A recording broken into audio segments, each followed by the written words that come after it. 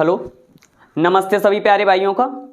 आपको मैं प्रवीण सोलंकी बहुत ज़्यादा स्वागत करता हूं आपके अपने YouTube चैनल अमन स्मार्ट क्लासेस में। तो ज़्यादा से ज़्यादा हमारे YouTube चैनल को आप सब्सक्राइब करें, शेयर करें वीडियो को और ज़्यादा से ज़्यादा लाइक करें, जिससे हमें एक तरीके से ऊर्जा प्राप्त हो। आपके लिए हम अच्छे कंटेंट लाते रहें। बात को हम ज़्यादा ना खींचते हुए सीधे टॉपिक पर आते हैं। तो आज का जो आपका टॉपिक होगा वो है आपका स्थानीय स्वशासन। स्थानीय स्वशासन।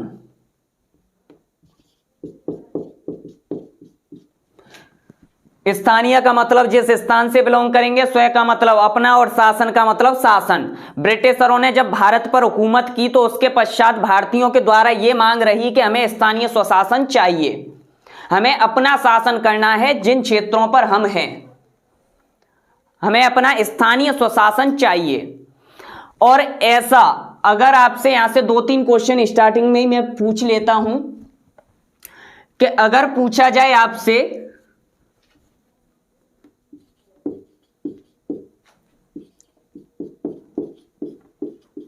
भारत में स्थानीय सरकारों को जनता से सीधे टैक्स या कर लेने की अनुमति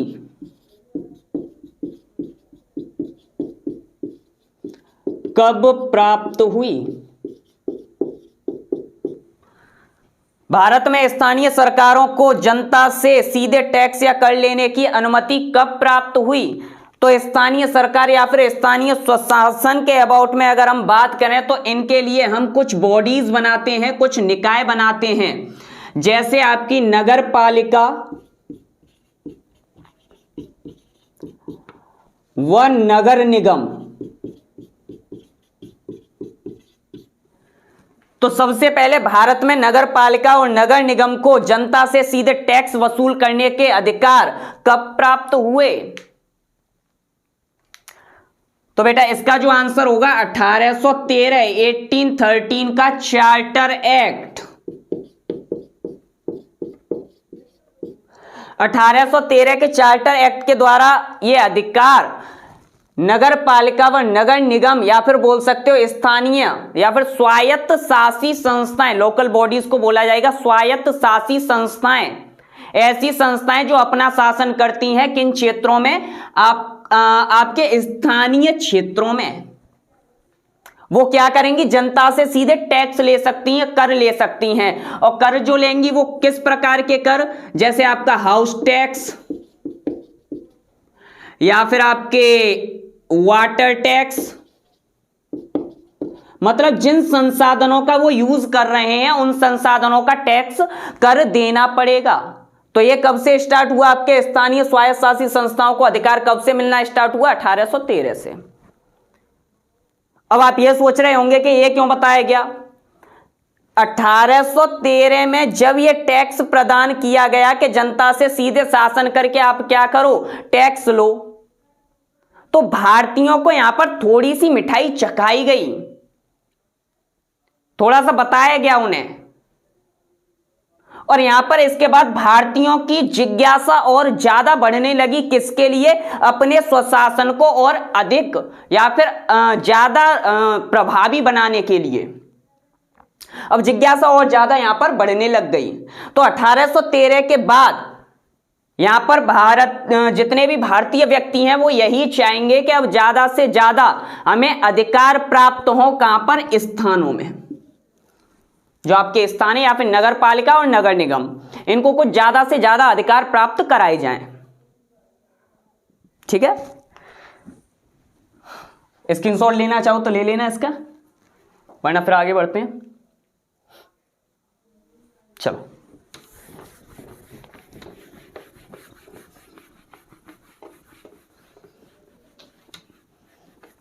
तो स्थानीय स्वशासन,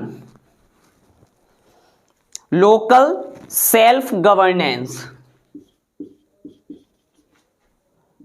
लोकल सेल्फ गवर्नेंस, स्थानीय स्वशासन या फिर स्थानीय सरकार। सेल्फ का मतलब अपना, ठीक है ना। चलो,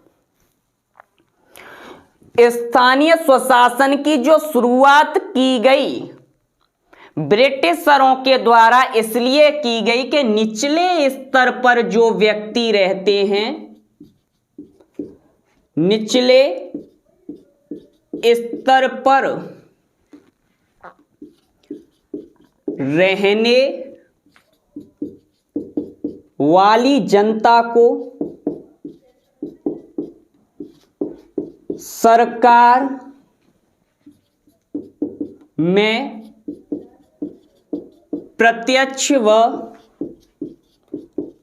अप्रत्यक्ष रूप से भागीदार बनाना। मतलब निचले स्तर पर रहने वाली जनता को सरकार में प्रत्यक्ष या फिर अप्रत्यक्ष रूप से भागीदार बनाना, या फिर बोल सकते हो शासन में, जो शासन है उसमें डायरेक्ट या फिर इनडायरेक्ट रूप से भागीदार बनाया जाए। इनको इतना प्रभावी बना दिया जाए, जो स्थानीय जो क्षेत्रीय व्यक्ति हैं, जो गांव में रहने वाले व्यक्ति हैं, प्रत्येक व्यक्ति को इतनी मजबूती दे दी जाए कि वो अपनी समस्याओं का हल स्वयं कर सके। तो इसीलिए आपका स्थानीय स्वशासन लाया गया या फिर लोकल सेल्फ गवर्नेंस लाई गई। ये गांधी जी की अवधारणा रहती है। तो अगर पूछा जाए कि क्या होता है स्थानीय स्वशासन, के निचले स्तर पर रहने वाली जनता को सरकार या फिर शासन में प्रत्यक्ष या फिर अप्रत्यक्ष रूप से भागीदार बनाना आपका स्थानीय स्वशासन कहलाएगा। क्लियर हुआ? ठीक है।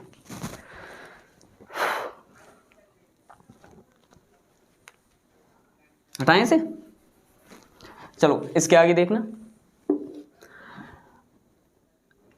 1864 में भारतीय सरकार के एक प्रस्ताव द्वारा स्थानीय स्वशासन को मान्यता दी गई। देखो, स्थानीय स्वशासन आपके समझ में आया कि जो निचले स्तर पर गांव में रहने वाले ग्रामीण व्यक्ति हैं, जो कुछ नहीं जानते, उनकी समस्याएं बहुत ज्यादा हैं, भुखमरी है, जमीनें भी उनके पास है नहीं, मुख्यतः जमीनें किसके पास हैं? जमींदारों के पास। तो इस वजह से उस जनता को अपनी समस्याओं का खुद हल निवारण करने के लिए स्थानीय स्वशासन लाया गया, या फिर ग्राम पंचायत या फिर स्थानीय सरकारों का गठन किया गया, जिससे प्रत्येक व्यक्ति वहां पर पहुंच सके और अपनी समस्याओं को बता सके। और ऐसा पहला जो प्रयास किया गया 1864 में भारत सरकार के एक प्रस्ताव द्वारा स्थानीय स्वशासन को मान्यता दी गई। ये भारतीयों के द्वारा इस स्थानीय स्वशासन को मान्यता दी जा रही है। तो 1864 में भारतीय सरकार के एक प्रस्ताव द्वारा स्थानीय स्वशासन को क्या दी गई है? मान्यता दी गई है। इसके बाद बात करें तो अगले जो आपके एक वायसराय आए, जिनका नाम था लॉर्ड मेयो, नाम सुना होगा, जिनके समय में अनियमित रूप से प्रथम जनगणना हुई थी, भारत की प्रथम जनगणना अनियमित रूप से। लेकिन तो एक वायसराय रहे जिनका नाम है लॉर्ड मेयो। लॉर्ड मेयो ने क्या किया कि ये जो स्थानीय स्वशासन, भारत ने जो स्थानीय स्वशासन की मान्यता दी गई है कि आप चला सकते हो स्थानीय स्वशासन, अपनी सरकारें बना सकते हो, तो यहां पर लॉर्ड मेयो इन्होंने क्या किया? स्थानीय स्वशासन या फिर स्थानीय सरकार को कार्यात्मक व वित्तीय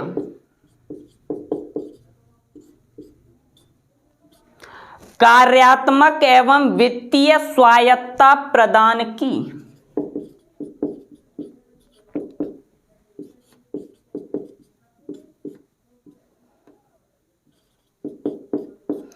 कार्यात्मक व वित्तीय स्वायत्तता प्रदान की लॉर्ड मेयो ने 1870 की बात है, 1870 ये हुआ है आपका 1870 में।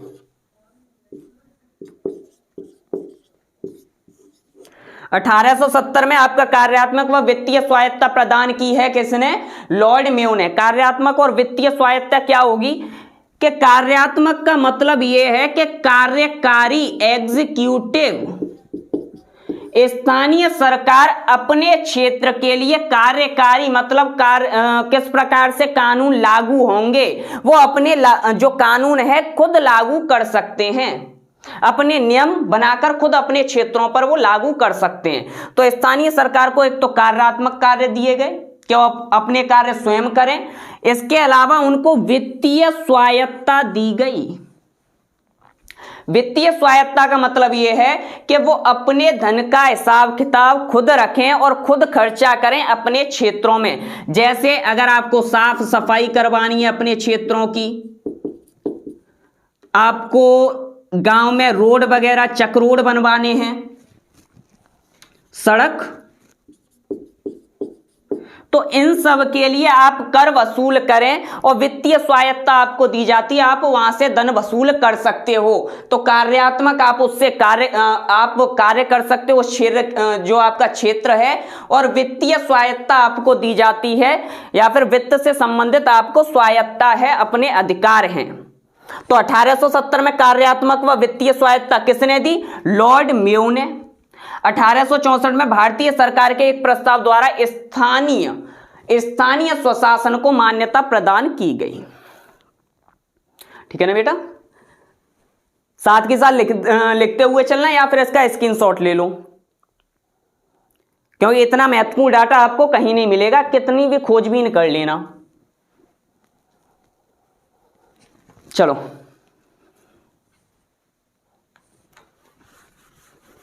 आगे देखते हैं। इसके बाद चलते हैं 1907 की तरफ। एक क्वेश्चन और बताना है यहां पर,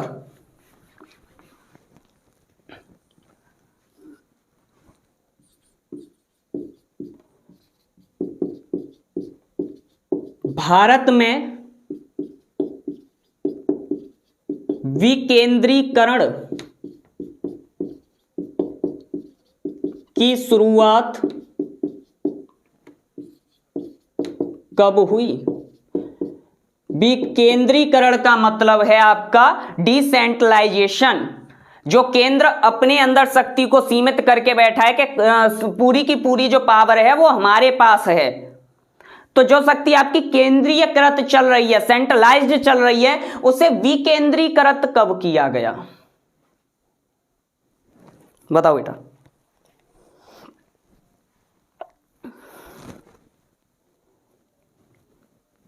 चलो देखो, भारत में विकेंद्रीकरण की जो शुरुआत हुई है वो है आपकी 1861, 1861 के चार्टर के द्वारा विकेंद्रीकरण की शुरुआत हुई। विकेंद्रीकरण और केंद्रीकरण दोनों में अंतर क्या है समझना थोड़ा, सेंट्रलाइजेशन और डिसेंट्रलाइजेशन।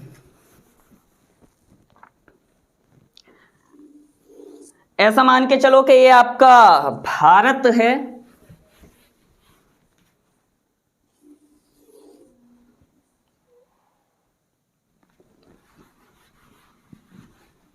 सर्किल ही नहीं बन रहा है, ठीक है, ये आपका इंडिया है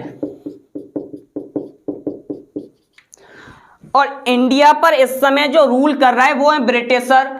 और ब्रिटिशरों के पास जो ब्रिटिश गवर्नमेंट का 1861 में जो वायसराय है, इसे गवर्नर जनरल भी बोलेंगे, जो यहां पर केंद्र में बैठा हुआ है, सेंट्रल में पावर है किसके पास? गवर्नर जनरल के पास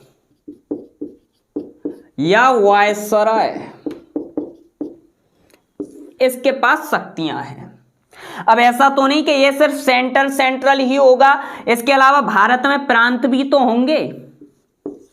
ये हैं भारत के प्रांत, ये भारत के प्रांत हैं।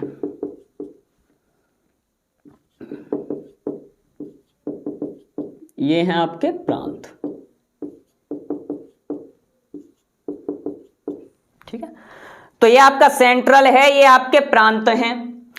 तो इन प्रांतों का भाग्य विधाता या फिर इनमें जो भी कार्य होंगे, सड़क बननी है, डैम बनने हैं, कानून कैसा चलेगा, कर कैसे होंगे, कितने % लिए जाएंगे, इनके लिए पूरी विधि का निर्माण, उसमें प्रशासनिक कार्य, कार्यकारी कार्य, विधायी कार्य अगर केंद्र के द्वारा किए जाएं, पूरे भाग्य का निर्माण, प्रांतों के पूरे भाग्य का निर्माण अगर गवर्नर जनरल या फिर केंद्र के द्वारा किया जाए, मतलब एक व्यक्ति मैन बना दिया जाए।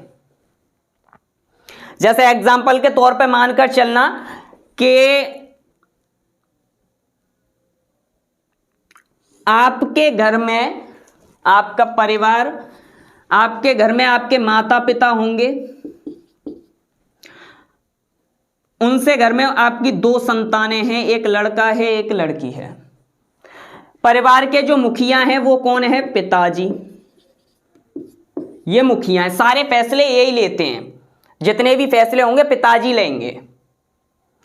तो पिताजी चाहे मम्मी के लिए कोई कानून बनाना हो, चाहे बेटे के लिए, चाहे बेटी के लिए, सारे कानून कौन बनाएगा? पिताजी। मतलब घर की पूरी का पूरा केंद्रीयकरण, जो मेन स्तंभ है वो कौन है? आपके पिताजी।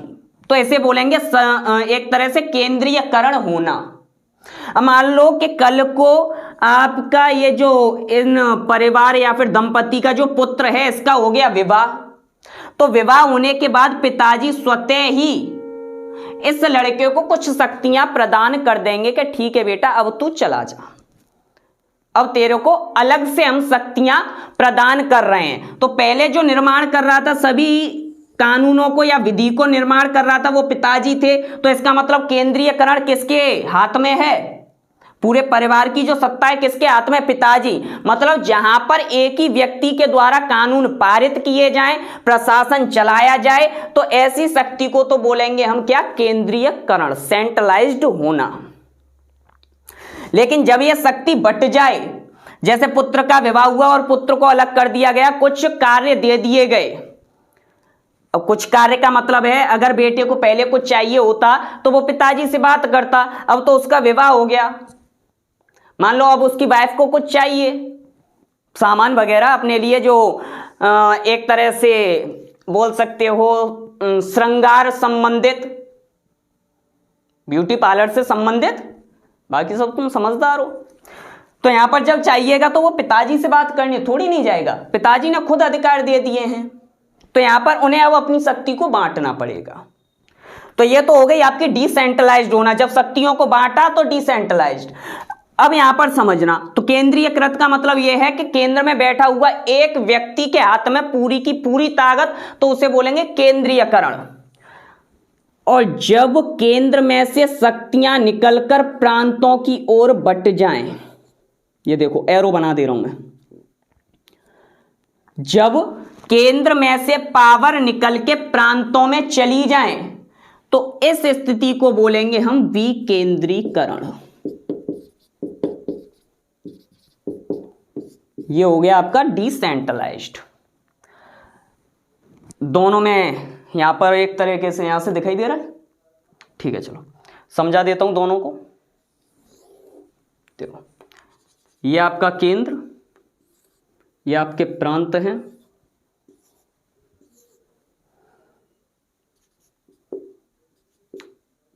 प्रांत, प्रांत, ये आपका प्रांत, कोई भी प्रांत मान लेना, और ये भी आपका प्रांत है, और ये आपका क्या है? केंद्र। ठीक है, इनको राशन पानी खर्चा नियमावली जो बनाता है वो कौन बना रहा है? केंद्र बना रहा है। ये देखो एरो बाहर की ओर जा रहे हैं, तो क्या हो गया? विकेंद्रीकरण। मतलब पावर केंद्र में से बाहर की ओर गई, तो ये शक्ति का प्रदर्शन है, एक तरह से बोल सकते हो पावर्स, पावर का प्रदर्शन या पावर का विभाजन।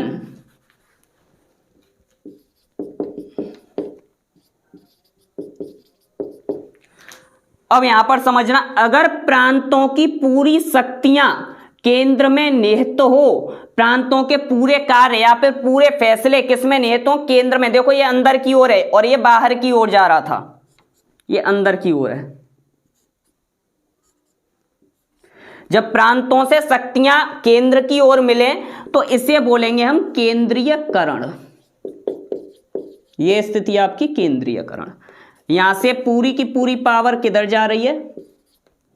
पावर केंद्र में निहित है। पावर केंद्र में निहित है।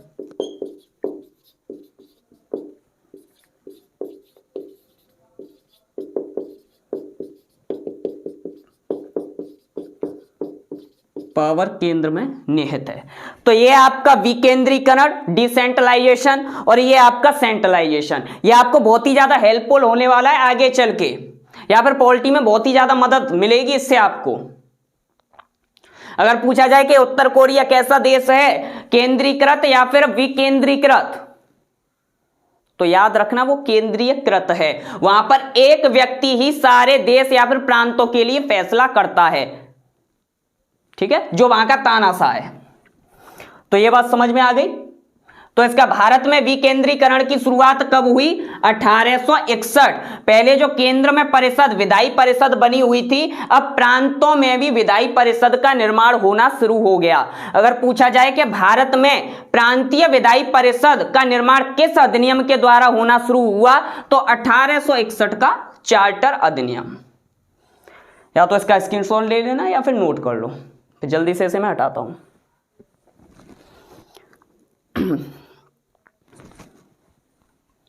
ठीक है, चलो। वीडियो में लास्ट तक बने रहना, बहुत ही ज्यादा इंपॉर्टेंट वीडियो है ये आपके लिए, बहुत ही ज्यादा महत्वपूर्ण।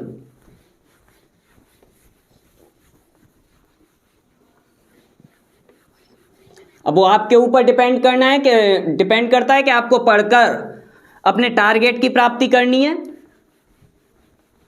या फिर ऐसे ही 1-2 मिनट बैठ के फिर गायब हो जाना है।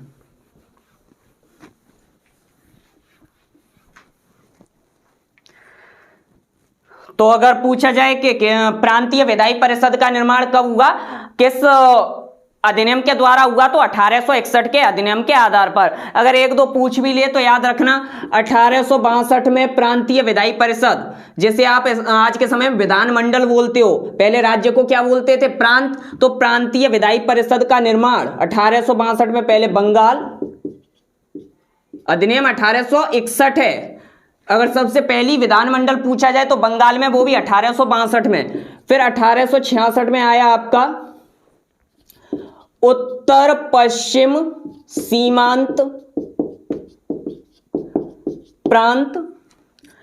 फिर 1907 में आया आपका पंजाब। एक तरह से पाकिस्तान वाला क्षेत्र हो सकता है, उत्तर पश्चिमी सीमांत प्रांत। तो ये 3 विधायी परिषदों का निर्माण हुआ, प्रांतीय विधायी परिषद, और इसके बाद क्रमागत रूप से बनती गई सभी जगह। ठीक है, तो फिर से टॉपिक की ओर आते हैं, स्थानीय स्वशासन। ये भी टॉपिक से रिलेट करता है, आगे चलकर आएगा आपका। तो आपके विकेंद्रीकरण समझ में आ गया, ठीक है। तो अब आते हैं 1907। 1870 में बता दिया, लॉर्ड मेयो ने कार्यात्मक और वित्तीय शक्तियां प्रदान की, और 1864 में भारतीय सरकार के द्वारा स्थानीय स्वशासन को मान्यता दी गई। ठीक है, और स्थानीय स्वशासन क्या होता है? निचले स्तर पर जीवन यापन करने वाले लोगों को प्रत्यक्ष या फिर अप्रत्यक्ष रूप से शासन में लाना या फिर भागीदार बनाना, जिससे वो अपनी समस्याओं को स्वयं ही हल कर सकें। ठीक है, अब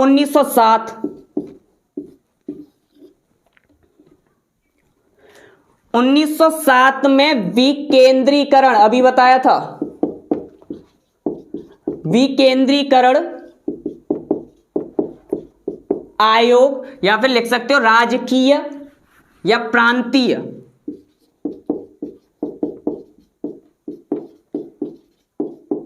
विकेंद्रीकरण आयोग। 1907 में प्रांतीय विकेंद्रीकरण आयोग का गठन हुआ।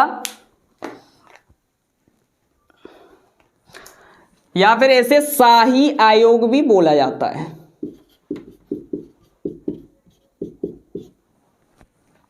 कब? 1907 में। प्रांतीय विकेंद्रीकरण आयोग या फिर शाही आयोग, प्रांतों में विकेंद्रीकरण जो चल रहा है उसमें कार्य संचालन ठीक से चल रहा है या नहीं, वो देखने के लिए प्रांतीय विकेंद्रीकरण आयोग का गठन हुआ या फिर शाही आयोग का गठन हुआ। अगर इसमें बात करें कि इस आयोग की जो अध्यक्ष थे, अध्यक्ष कौन थे? प्रांतीय विकेंद्रीकरण आयोग के जो अध्यक्ष थे, अध्यक्षता किसने की? तो लिखना चार्ल्स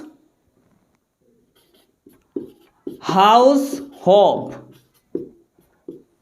ये अध्यक्ष थे किसके? विकेंद्रीकरण आयोग के।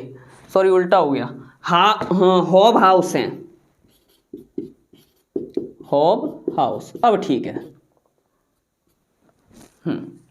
अध्यक्ष चार्ल्स हॉब हाउस, ये आयोग बना और इस आयोग ने अपनी रिपोर्ट 1909 में प्रस्तुत की। 1909 में रिपोर्ट प्रस्तुत की। स्थानीय स्वशासन या फिर विकेंद्रीकरण से संबंधित के स्थानीय स्वशासन, जैसे हमने कार्यों को बांट दिया है, आपके प्रांतों में कुछ हमने कार्यों को दे दिया, तो 1909 में रिपोर्ट पेश की गई इनके द्वारा। अध्यक्ष कौन बने? Charles hob house. ठीक है। इसके बाद अगर बात की जाए कि उद्देश्य क्या था इस आयोग का, निर्माण किए जाने का उद्देश्य, तो उद्देश्य था स्थानीय स्वायत्त शासी, अभी बताया था स्वायत्त शासी मतलब नगर पालिका व नगर निगम,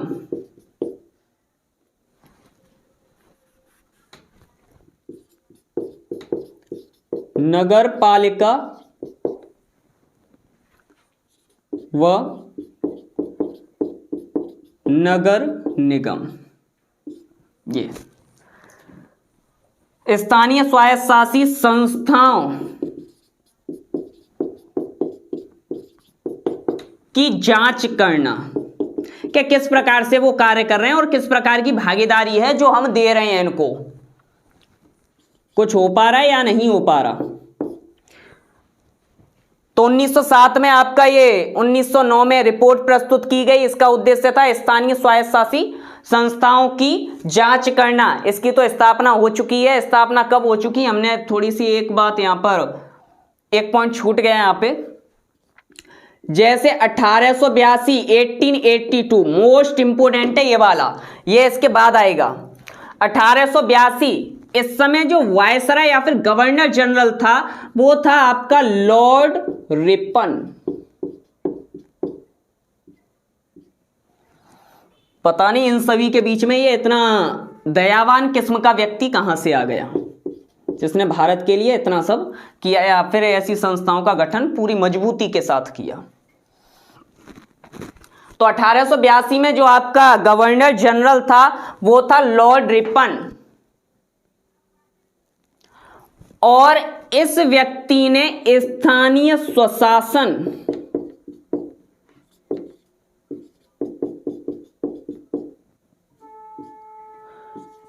को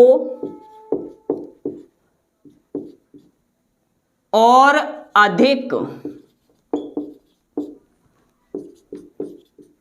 मजबूती प्रदान करने के लिए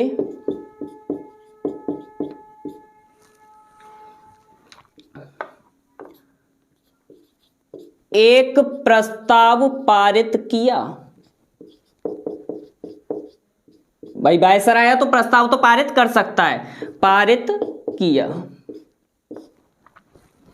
लॉर्ड रिपन ने क्या किया? स्थानीय स्वशासन के लिए एक प्रस्ताव पारित कर दिया जिससे वो कानून बन गया और स्थानीय स्वशासन और अधिक प्रभावी हो गया क्षेत्रों में, अपने स्थानों में। तो लॉर्ड रिपन ने स्थानीय स्वशासन को और अधिक और ज्यादा शक्तियां प्रदान करने के लिए एक कानून या फिर प्रस्ताव ही पारित कर दिया। इस वजह से इस प्रस्ताव को तो क्या बोला जाता है? जो प्रस्ताव पारित किया है तो इसे बोलते हैं हम स्थानीय स्वशासन का मैग्ना कार्टा। याद रखना, स्थानीय स्वशासन का मैग्ना कार्टा स्थानीय स्वशासन का अधिकार पत्र या विशेष अधिकार पत्र। स्थानीय स्वशासन का मैग्ना कार्टा बोला जाएगा जो लॉर्ड रिपन ने प्रस्ताव पारित किया है इसे अधिक करने के लिए 1882 के स्थानीय स्वशासन प्रस्ताव को। तो इससे क्या बोला जाएगा, स्थानीय स्वशासन का मैग्ना कार्टा। और लॉर्ड रिपन को बोला जाता है स्थानीय स्वशासन का जनक, मोस्ट इंपोर्टेंट, स्थानीय स्वशासन का जनक। स्थानीय स्वशासन का अगर जनक पूछा जाए तो वो है आपका लॉर्ड रिपन। स्थानीय स्वशासन का मैग्ना कार्टा किसने प्रदान किया या फिर किसने पारित किया, तो वो भी है आपका लॉर्ड रिपन। मोस्ट इंपोर्टेंट है ये आपका। स्थानीय स्वशासन का जनक कौन है, तो आपका लॉर्ड रिपन। और ये स्थानीय स्वशासन का जो मैग्ना कार्टा है किसने दिया, तो वो भी आपका लॉर्ड रिपन। स्क्रीनशॉट लेना, जो नोट कर रहे हैं नोट करो जल्दी से।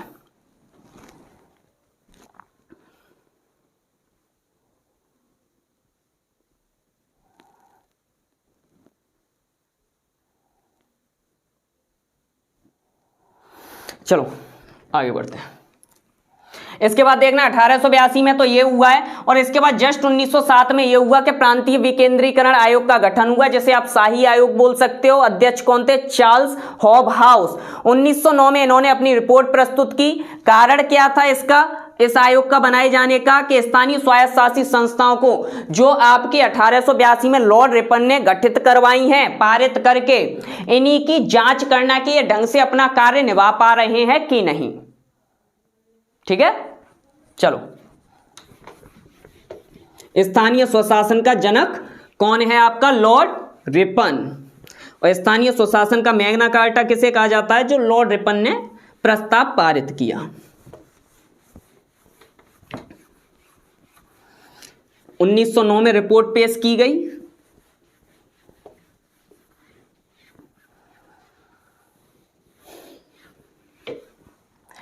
इसके बाद आपका 1919 चार्टर, 1919 का भारत शासन अधिनियम ये आया। 1919 का भारत शासन अधिनियम। इससे पहले की रूपरेखा बहुत बड़ी है, जैसे तिलक जी के द्वारा आंदोलन चलाए गए। 1917 में होम रूल लीग की स्थापना की गई। महाराष्ट्र में मद्रास में एनी बेसेंट के द्वारा होम रूल लीग की स्थापना की गई। इसके अलावा विश्व युद्ध भी चल रहा है, सेकेंड वर्ल्ड वॉर की स्टार्टिंग हो गई है 1919 में, आपका वो कुछ समय के बाद खत्म भी हो जाएगा।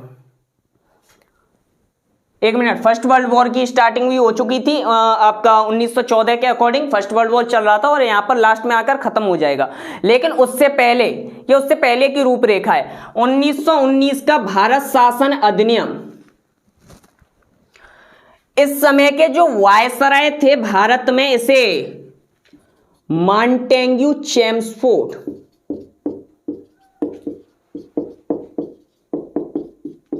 मॉन्टेग्यू चेम्सफोर्ड सुधार अधिनियम भी बोला जाता है। याद रखना, ये फर्स्ट वर्ल्ड वॉर की बात है। मॉन्टेग्यू चेम्सफोर्ड सुधार अधिनियम। मॉन्टेग्यू कौन था इस समय, लॉर्ड मॉन्टेग्यू। ये था भारत सचिव। और चेम्सफोर्ड जो है ये है आपका वायसराय इस समय का। ये है भारत सचिव और ये है वायसराय। तो भारत के सचिव से ब्रिटेन की संसद में यह बात की गई कि फर्स्ट वर्ल्ड वॉर में आपको भारत की जनता को भेजना है, किसमें, हमारा सहयोग करने के लिए। यह बात आपके जो मॉन्टेग्यू हैं इन्होंने चेम्सफोर्ड से कही, यहां पर आकर बताई कि चेम्सफोर्ड से। अब जब चेम्सफोर्ड ने बताई कि भारतीय तो तब शामिल होंगे, पहले वो मांग कर रहे हैं इस समय उत्तरदायी सरकार की, उत्तरदायी सरकार की। और काफी समय से आपके बाल गंगाधर तिलक बोल ही रहे थे कि हमें तो स्वराज चाहिए। तो यहां पर इस समय मॉन्टेग्यू चेम्सफोर्ड जब दोनों की वार्ता हुई तो इन्होंने ये पारित कर दिया कि ठीक है, अब हम उत्तरदायी सरकार देंगे भारतीयों को। जब ये अधिनियम पढ़ाए जाएंगे तो बहुत अच्छे से पढ़ाऊंगा मैंने, सब्र करो, अभी जो टॉपिक है उस पर रहो। तो यहां पर इनके द्वारा मॉन्टेग्यू चेम्सफोर्ड के द्वारा ऐसे कानून पारित करवाए गए और उत्तरदायी सरकार की घोषणा की गई। कहां पर? राज्यों में उत्तरदायी सरकार। उत्तरदायी सरकार के अंतर्गत प्रांतों में शक्तियों का बंटवारा किया गया। मतलब अगर बात करें तो कल मैंने आपको विषय बताए थे, केंद्र सूची में विषय, आपके समवर्ती सूची और राज्य सूची। अगर पूछा जाए कि सबसे पहले विषयों का बंटवारा कब हुआ, तो 1919 में। केंद्र और राज्य के कार्यों का बंटवारा सबसे पहले कब हुआ है? 1919 में। उत्तरदायी सरकार का मतलब यह है एक तरह से रेस्पॉन्सिबल गवर्नमेंट। उत्तरदायी सरकार का निर्माण किया गया और यहां पर दो प्रकार के जो आपके राज्य सूची में कार्य करने के लिए जो राज्य से बोला गया या फिर प्रांत बोल सकते हो, प्रांत से यहां पर बोला गया कि हम आपको कुछ विषय दे रहे हैं जिन पर आप काम करिए। और विषय, इन विषयों को भी दो भाग में बांट दिया गया। एक तो कर दिए गए आरक्षित, जिसे आप रिजर्व्ड बोल सकते हो, और एक विषय हो गए आपके हस्तांतरित या हस्तांतरित, ट्रांसफर्ड।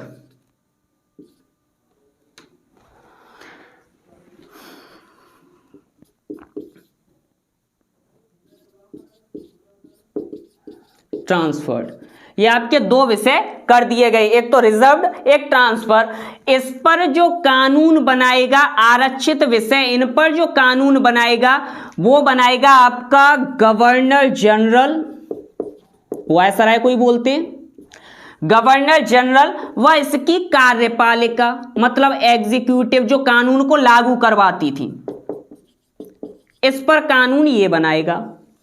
राज्य में बता रहा हूं मैं, जब ये उत्तरदायी सरकार दी है तो इसमें भी दो भागों में विषय कर दिए। एक तो राज्य सूची में जो आएंगे दो भागों में, आरक्षित और हस्तांतरित।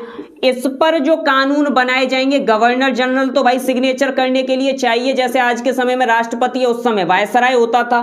तो गवर्नर जनरल और भारत के जो मंत्री होंगे जो इसमें नियुक्त होंगे वो।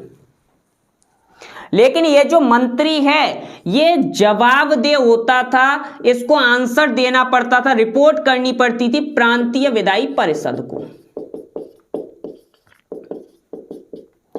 प्रांतीय विधायी परिषद को मतलब ये इसके प्रति क्या है? उत्तरदायी है, उत्तर देना पड़ेगा किसको? प्रांतीय विधायी परिषद को। यहां पर जो इनको कार्य दिए गए, कार्य ये थे कि आप क्या कर सकते हो? सड़क का निर्माण, साफ सफाई, मतलब आपके पास लोकल काम है। तो हस्तांतरित विषयों में डाल दिए गए सड़क, साफ सफाई, प्रशासन, ये सब व्यवस्थाएं आपको देखनी है। और इनके बारे में अगर आप कानून नहीं बनाते हो, ये सब नहीं करवाते हो, तो मंत्री जी आपको जवाब देना पड़ेगा। कहां पर? प्रांतीय विधायी परिषद में, जो प्रांत का विधानमंडल है। और यहां पर कौन से विषय हैं? यहां पर विषय हैं आपके बजट, सेना, युद्ध, ये सब विषय दे दिए गए किसे? आरक्षित विषय में। और ये गवर्नर जनरल और आपकी कार्यपालिका के हाथ में है और इसमें कोई जवाबदेह नहीं है, ये अपने मन के अकॉर्डिंग करेंगे। तो इसे हम उत्तरदायी सरकार बोलेंगे। और इन्हीं विषयों में आपका एक विषय आएगा स्थानीय स्वशासन। ये जो काम करेंगे यही तो स्थानीय स्वशासन है, इसी में आता है आपका स्थानीय स्वशासन। ये विषय भी किस में डाला गया? आपके प्रांतीय सूची में। ठीक है ना? अभी इसमें हस्तांतरित विषयों में आएगा ये। इसके बाद 1935 में जाकर ये हो जाएगा आपका राज्य सूची में। तो इतना आपका क्लियर हो गया होगा, समझ में आ गया ना? चलो तो एक बार फिर से बताते हैं। 1919 का भारत शासन अधिनियम, आपके जो भारत सचिव है मॉन्टेग्यू चेम्सफोर्ड वायसराय रहे, उत्तरदायी सरकार दी गई। भारत में पहली बार उत्तरदायी सरकार का गठन किया गया। चलो विषय भी बता दिए मैंने आपको। अब इसमें भारतीय या फिर जो आपका स्थानीय स्वशासन है इसके अंतर्गत हुआ क्या?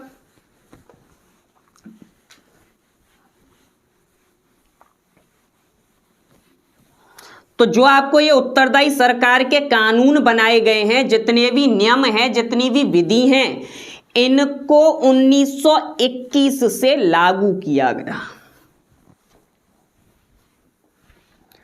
इनको 1921, 1920 या 21 आपका यूनाइटेड प्रोविंस मतलब आज का यूपी, जिसे आप संयुक्त प्रांत बोलते हो,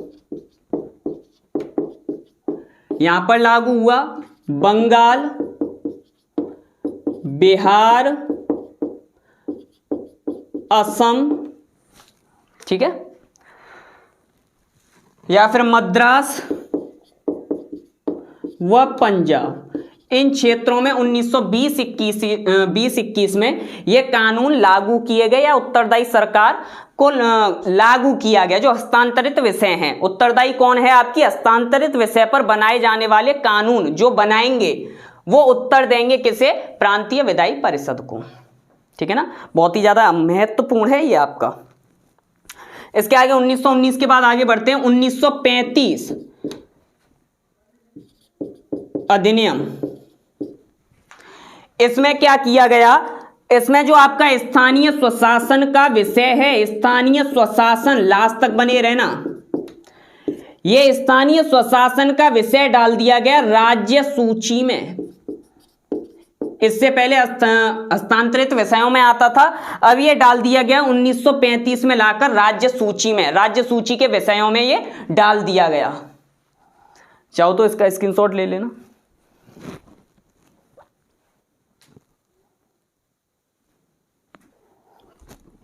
चलो आगे बढ़ते हैं।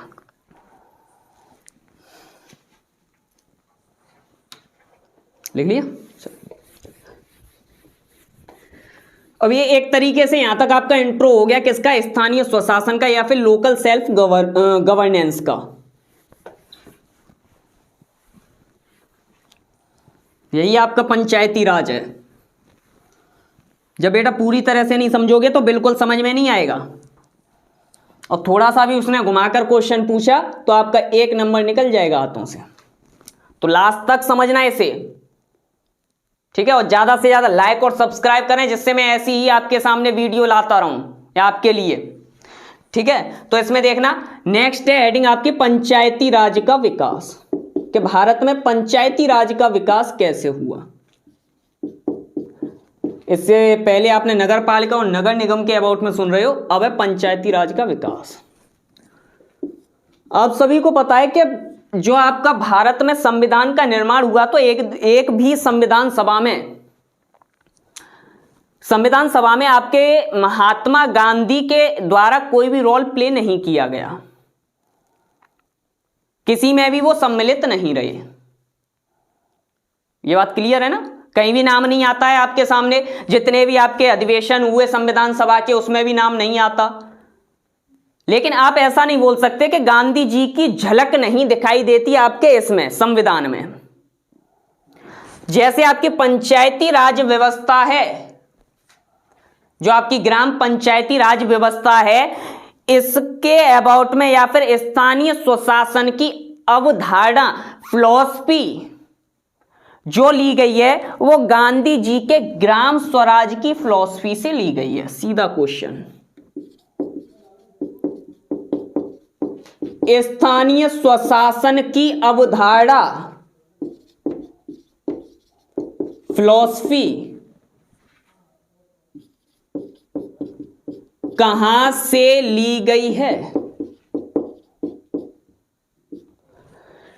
तो याद रखना, गांधी जी की ग्राम स्वराज या ग्राम स्वराज अवधारणा, और किसकी है? गांधी जी की।